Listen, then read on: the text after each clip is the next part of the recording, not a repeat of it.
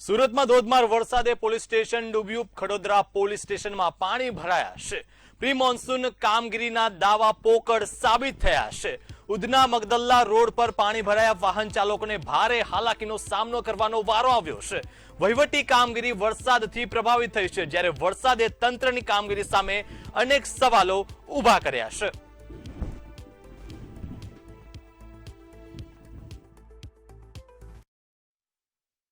सूरत महानगरपालिका ने जो विकास है एनाथी पुलिस स्टेशन डूबी गયું છે। ખાસ કરીને જોઈ શકાય છે આ ખટોદરા પોલીસ સ્ટેશન છે, ત્યાં વરસાદને પાણીને કારણે જે આખું પોલીસ સ્ટેશન છે એ ભરાઈ ગયું છે। આ એક ટ્રેન આવી રહી છે, જોઈ શકાય છે આખા ઘૂંટણ સુધી પાણી છે પોલીસ સ્ટેશનની અંદર।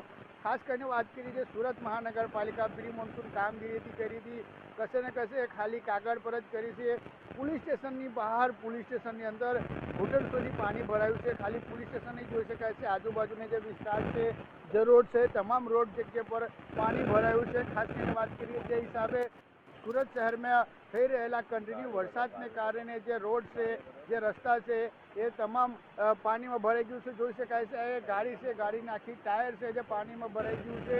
ખાસ કરીને વાત કરીએ કે જે હિસાબે પાણી ભરાવાનું કારણે જે હિસાબે આખું જે રોડ છે એ પાણીમાં લઈ ગયું છે। ખાસ કરીને જોઈ શકાય છે આ વિસ્તારની આખી જે રસ્તા છે એ બધા પાણીમાં ભરાઈ ગયા છે, પાણી થઈ ગયું છે। જે સુરત મહાનગરપાલિકા પ્રી મોન્સૂન કામગીરી કર્યું છે એ ખાલી ને ખાલી કાગળ પર જ કર્યું છે એવું લાગી રહ્યું છે, કેમ કે જે હિસાબે સુરત મહાનગરપાલિકા જે કામગીરી કર્યું છે એ ખાલી કાગળ પર દેખાઈ રહ્યું છે। જે તમામ વિસ્તારમાં પાણી ભરાવાના કારણે જે ગાડીઓ છે, જે પાર્ક કરેલી ગાડીઓ એ તમામ છે જે ડૂબી ગઈ છે। જે હિસાબે ખટોદરા પોલીસ સ્ટેશન વિસ્તારમાં જે ખટોદરા પોલીસ સ્ટેશન છે એ પણ આખું ડૂબી ગયું છે। જે હિસાબે વાત કરીએ કે સુરત મહાનગરપાલિકા જે પ્રી મોન્સૂન કામગીરી કરી હતી એ ખાલી કાગળ પર કરી એવું લાગી રહ્યું છે, કેમ કે થોડા સમયને વરસાદમાં જે હિસાબે સુરત શહેરમાં વરસાદ ચાલુ છે, વરસાદને લઈને જે હિસાબે જે પ્રી મોન્સૂનની કામગીરી છે એ કશે દેખાતી નથી, કેમ કે સુરત શહેરની આ મેઇન રોડ છે, આ જે 64 ચોકનું મંદિર છે, સામે કેટલા મોટા મોટા શોરૂમ છે ગાડીઓને, જે ખટોદરા પોલીસ સ્ટેશન છે એ આખું અંદર પાણીમાં દોડાઈ ગયું છે। જે હિસાબે મેઇન રોડ છે, મેઇન રોડે પાણીમાં દોડાયું છે। જોઈ શકાય કે આ જે હિસાબે આ લોકો જઈ રહ્યા છે, પાણીમાં જાય છે, જે ગાડીઓ પાર્ક કરેલી છે આખી ગાડીઓ છે તે પાણીમાં ડૂબી ગઈ છે। જે હિસાબે ખટોદરા પોલીસ સ્ટેશન છે જોઈ શકાય છે, આ દૂરથી બીજું જોઈ શકાય છે ખટોદરા પોલીસ સ્ટેશનને, કેમ કે આ આખું ખટોદરા પોલીસ સ્ટેશન છે એ પાણીમાં ડૂબાઈ ગયું છે ને પાણીને કારણે એ ખટોદરા પોલીસ સ્ટેશન છે।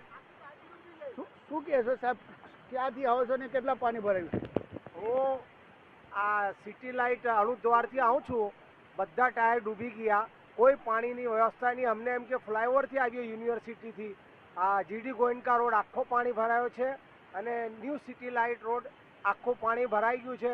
ગાડીના ટાયર પૂરા ડૂબી જાય, આગળવાળાને ખબર પડતી નથી, કોઈ ઇન્સ્ટ્રક્શન છે નહીં, કોઈ વ્યવસ્થા નથી પાણીની। મહાનગરપાલિકાને કેટલો વિકાસ થાય છે? હવે આ વિકાસ દેખાય છે તમને?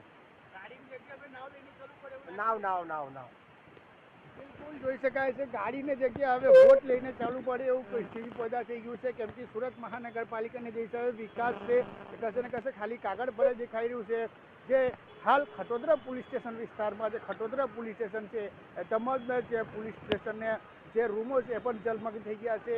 ખટોદરા પોલીસ સ્ટેશનને બહાર પણ પાણી ભરાઈ ગયા છે, મેઇન રોડથી લઈને પોલીસ સ્ટેશન સુધી પાણી છે। જે પોલીસ સ્ટેશનની અંદર જે કર્મચારીઓ છે એમના પોલીસ સ્ટેશનની અંદર ઘૂંટણ સુધી પાણી ભરાઈ ગયું છે, એ આવતા જતા પણ દેખાઈ રહ્યા છે। પણ ખાસ કરીને વાત કરીએ જે હિસાબે સુરત મહાનગરપાલિકા મોટા દાવા કરતી હતી એ ખાલી કાગળ પર જ દેખાઈ રહ્યું છે।